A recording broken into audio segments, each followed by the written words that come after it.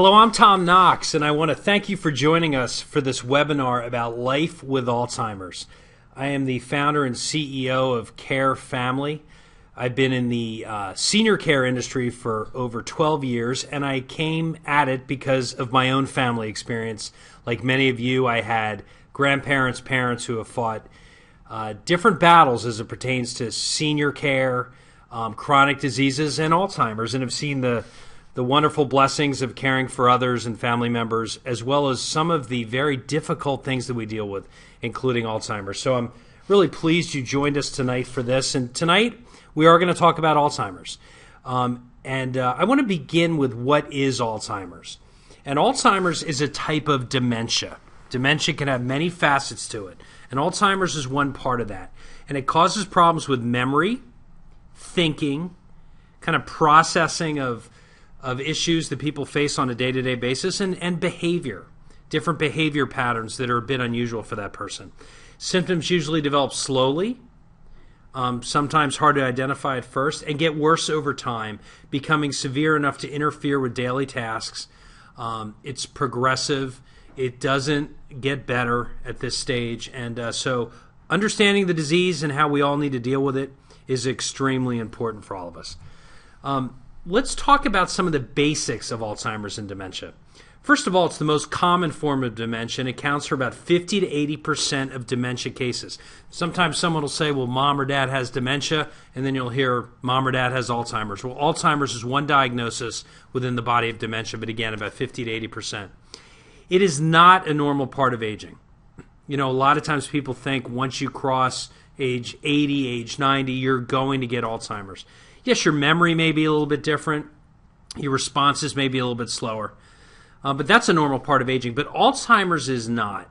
And up to 5% of people with the disease have early onset Alzheimer's, which is really tragic, but you can see it in people in their 40s or 50s. But that's about 5% of the cases. The majority of the cases really start to take place in the late 70s, 80s, and 90s.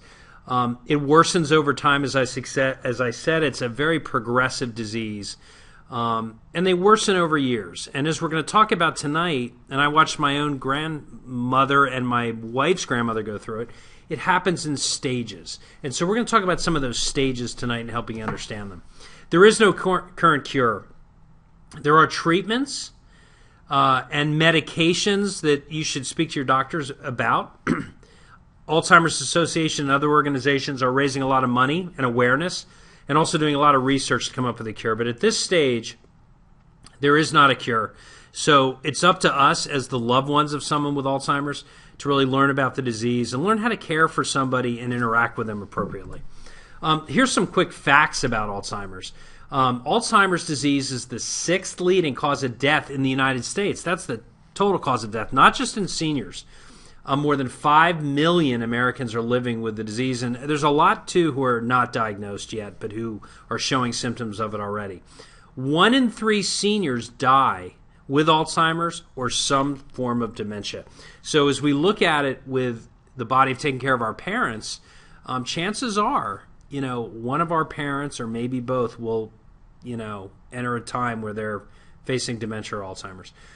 In 2012, 15.4 million caregivers provided more than 17.5 billion hours of unpaid care, valued at $216 billion. I'm probably speaking to somebody today. I watched my mom and my father deal with it, where they were taking time off work. They were very stressed. They were spending money on care. And boy, it's so important as the primary caregiver, as the spouse, as the son or daughter, we take care of ourselves as much as possible, give ourselves rest, and not get lost in the disease too much. And oftentimes we find that people who have Alzheimer's, it is their loved one or their spouse that ends up at times dying first because of the stress of the disease and the caregiving it brings on. Nearly 15% of caregivers for people with Alzheimer's or another dementia are long-distance caregivers. So that's the adult children who are trying to help mom or dad, knowing their memory is going, they're getting strange phone calls, and they don't live nearby, and it's very hard to deal with, a lot of pressure, and also often means you need some sort of caregiver to help out. In 2013, Alzheimer's will cost the nation $203 billion, and this number is expected to rise to $1.2 trillion in 2050. Let's talk about some of the changes in behavior we will find with the spouse. And I think it's important to address these because we have to be ready and make sure that as a loved one, we're prepared for it psychologically. I remember my grandfather, who was probably one of the nicest guys in the world. This is on my father's side. Railroad worker, worked 364 days a year. Retired, his wife had, they've been married about 60 years. She developed Alzheimer's. Well, she became very angry and aggressive, specifically to him, and it was one of the hardest things for him because he couldn't reach her and get her back, and he dealt with that anger that she had, and watching him cope with it was very tough. But people who are passive can become aggressive and angry. They get anxious and agitated, very common. We've taken care of people who all of a sudden won't take a bath, and they get very anxious and agitated. And sometimes it's because they get cold in the shower and they can't communicate it, even though you heat up the bathroom and things like that. They get very anxious if they're alone. They look for even their parents that maybe passed 20 years ago, but they feel like they need to go meet with them or see them or talk to them. Memory loss and confusion is obviously very common.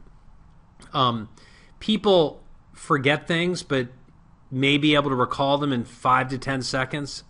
A word, a name, that could be part of the normal process, but memory loss as far as not even being able to remember that you put your keys somewhere, keys in the fridge, a telephone in a strange place, and not even remembering how it got there, that's a true sign of memory loss. And confusion. A lot of times someone will walk up the street to a corner store that they've been walking to for 30 years and all of a sudden not know where they were going. Or being in a conversation in midstream saying, what were we talking about? That's the kind of thing you want to look for. Depression is very common, and it can happen especially in early stages when that person knows something is wrong.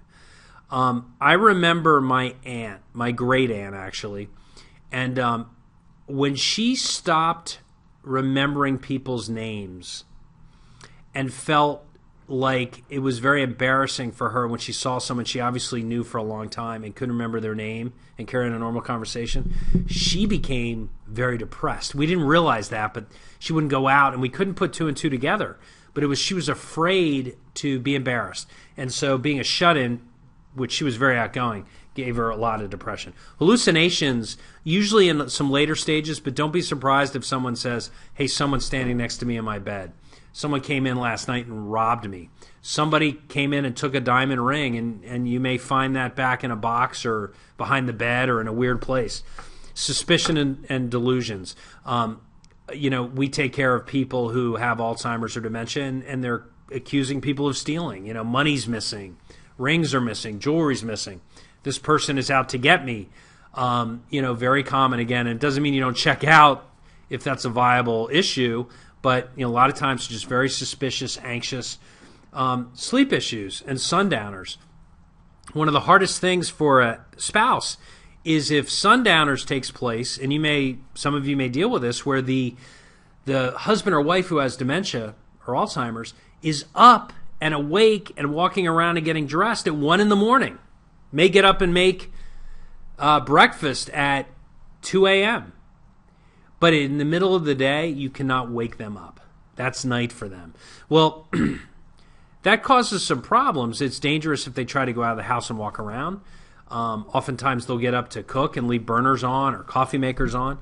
And even maybe more importantly at times, it wears out the primary caregiver. That spouse who is in a normal sleep pattern is up during the day and then can't sleep at night because that loved one is up wandering around. Repetition, constantly doing the same thing over and over. Turning on and off switches is really common. And then wandering and getting lost is a tough one because people, unless you lock them in, which can be dangerous, will leave and wander. And just one quick tip is to go and get with your local police department and ask them if they have a GPS monitor that someone can wear as a pendant around their wrist, because when people do wander, you want the ability to find them. And, even in our local area in Virginia, recently there was a person who got out and was gone for a day and a half. And it was a elderly woman with Alzheimer's. She eventually came up okay, but it took someone finding her, kind of wandering in the streets. She didn't know her name. She didn't have ID. She ended up in a psych unit in a local hospital until the family and police called around. They finally found that person. It could have been more dangerous than that. But oftentimes, too, if the people have the GPS system, it alerts if someone's 100 yards from the house. It immediately tracks them down. It can alert the police, and they can be found. So really important. Top 5 tips for caregiving. Boy, the number one thing, and I talked about it with my grandfather, with my grandmother who had Alzheimer's, is you cannot take the behavior personally. People use inexcusable but bad language or racial slurs or hateful things, or even forgetting their daughter's name, or I don't know you, why am I driving in the car with you, is a horrible thing to hear when you've been with someone for a long time, but you cannot take that personally. It is just part of the progressive disease. You have to remain patient and calm. One of the things I often see is, come on, Mom, you know the answer to that. You know who this is. You know how to write this. You know how to write a check. Just do it yourself, thinking they're helping them. And actually that is coming off as antagonistic, and it's not helping the cause.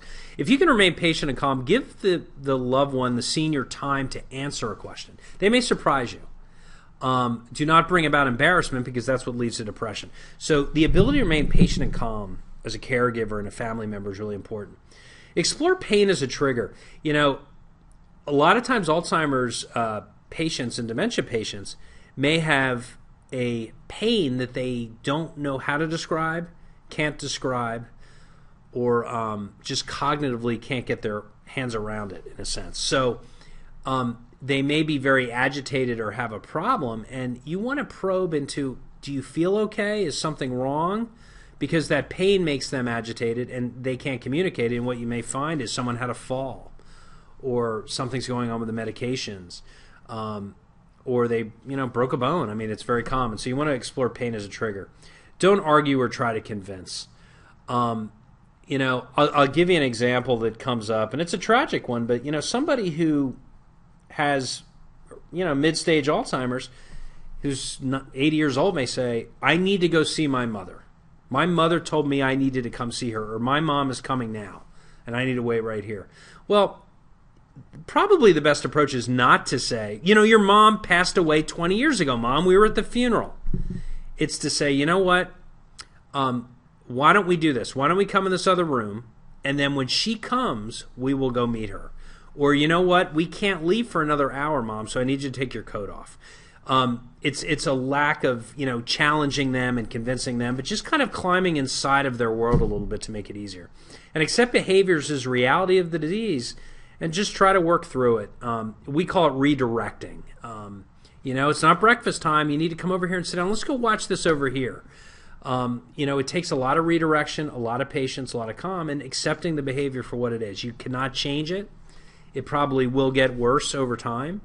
You can't debate or convince a change in someone's behavior, but you can be supportive, calm, redirect, and put them in an environment, which we'll talk about today a little bit, and surroundings that it's going to make them comfortable. And if so, you can still enjoy the time you have with them. My experience with Alzheimer's, I talked about a little bit. My paternal grandmother and my wife's grandmother both had Alzheimer's. And I remember at the time they all referred to it as hardening of the arteries. I remember my one grandmother being at the table with her one Thanksgiving, and all of a sudden she was taking her napkin and ripping it up into little pieces. And she put them in a pile, and we all stopped. I remember my dad, her husband, my mother, we all kind of stopped and looked at her. And she put them in a little pile, and we said, my dad said, Mom, what are you doing? She said, I just made a flower. I also remember her picking up the newspaper, and out of the blue, while everybody's talking, she'd start reading an article out loud in the newspaper. And my grandfather saying, yes, she has hardening of the arteries. So there was kind of that strange behavior at first, and then it became more difficult and unreasonable as it went along. And that was really tough. It just, again, watching him become a little more belligerent at times. One of them became just horrible language coming out of their mouth, and that person I never heard curse ever. And, the amazing thing was both were cared for by family members. Both ended up, I believe, dying at home. I was very young with one of them, but I remember pretty much to the end, they moved her out of assisted living and moved her back home because my grandfather wanted to be with her. And I think just about to the end, until maybe her last week, she was at home, cared for by the loved ones and also a professional caregiver. Some great resources for you to look at. The first one is the Alzheimer's Association, and I would highly suggest that you go to their site, alzheimers.org. There's also communityresourcefinder.org, which gives you things available in your community, support groups.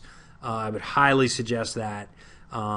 Also classes and the ability to talk to a counselor.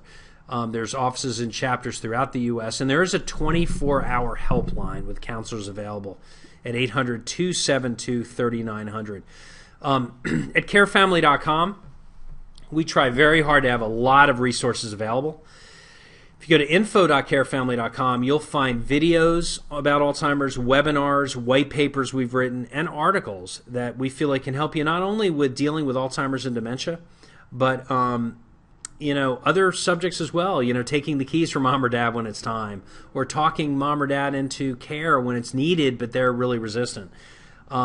Really important in that regard. Online education, which is very good for family members and for professional caregivers. Again, the Alzheimers.org site has e-learning workshops, training, certification, books, and DVDs available for you. CareFamily.com actually has a caregiver university, which is great for family members and great for professional caregivers.